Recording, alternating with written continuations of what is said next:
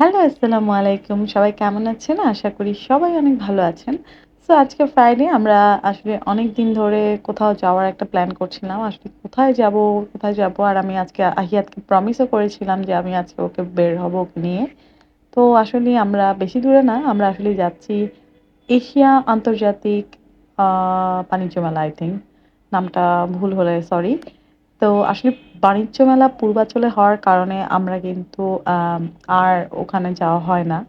So এই বাণিজ্য মেলাটা দেখে আমরা ভাবলাম যে যাই। যে এত ব্লগ, এত সবকিছু দেখে ভাবলাম যে যাই। কিন্তু যেই ভুলটা আমরা করলাম সেই ভুলটা হচ্ছে একটা ক্রাউড এরিয়ার মধ্যে আমরা চলে আসছি। কারণ হচ্ছে আজকে ছিল ফ্রাইডে অ্যান্ড এত বেশি ভিড় ছিল যে আমরা ভেতরে ঠিকমতো ঢুকতেই পারি নাই।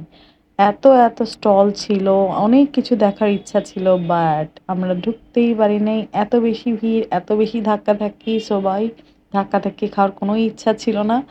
বাইরের থেকে আমরা কোনো রকম একটু ঘুরে দেন হচ্ছে সবাই আমরা বের হয়ে গেছি। তো এখানে অনেক ধরনের স্টল ছিল। আমি বলব সবাই অবশ্যই যাবেন। যেহেতু যারা পূর্বাচলে যেতে পারেন না তারা অবশ্যই এই বাণিজ্য মেলায় ভিজিট করবেন। অ্যান্ড দেখলাম যে এর পাশে আমরা সবাই অনেক আপসেট ছিলাম যে আসলে তেমন একটা কিছু দেখতে পারলাম না। বাট পাশে দেখলাম একটা বাচ্চাদের পার্ক আছে। এখানেও অনেক বেশি ভিড়। কপাল যদি খারাপ হয় আসলে কি করার? তো এখানেও দেখলাম এতই ভিড়।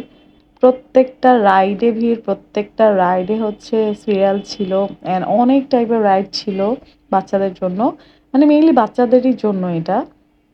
অ্যান্ড আমি হচ্ছে বাবুকে নিয়ে অনেকগুলো লাইনে দাঁড়িয়ে লাস্ট পর্যন্ত হার মেনে ভাবলাম যে ধ্যাত আমার বাচ্চাকে লাস্ট পর্যন্ত বায়োস্কোপই দেখাই। কারণ একমাত্র এই একটা জায়গায় কোনো ক্রাউড ছিল না।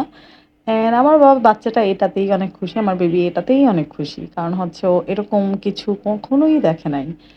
অ্যান্ড দেখেন ও কত এনজয় করে।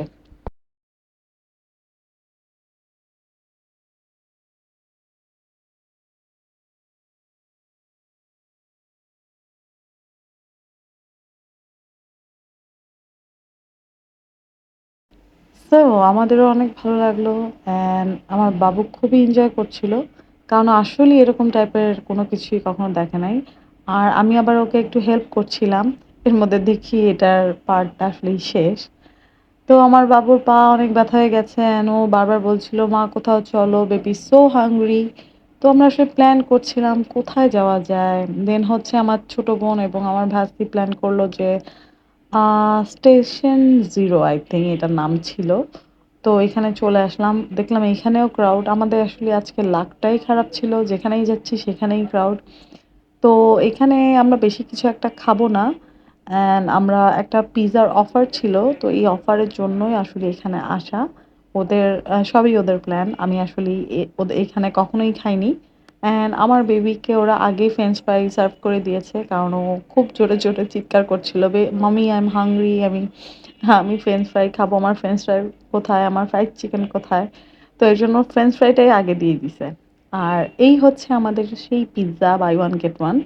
অ্যান্ড এত মজার ছিল আমার খুব ভালো লেগেছে। আমি কিন্তু কোনো ফুড ব্লগার না। সো এটা এমনিই দেয়া। আর এই হচ্ছে নামটা স্টেশন 0 মোহাম্মদপুরে এটা। অ্যান্ড ওখান থেকে আমাদের একটু চা খেতে হবে কারণ ওখানে চা মেবি ছিল না। তো আমার ছোট বোন আমাদেরকে চায়ের ট্রিট দেয়। তো আমরা হচ্ছে নাহারে চলে আসি। এখানকার মোহাম্মদপুরের বেস্ট চা, যেটা আসলে যারা খেয়েছে একমাত্র তারাই বলতে পারবে কত মজা। তো আজকে এই পর্যন্ত। আল্লাহ হাফেজ।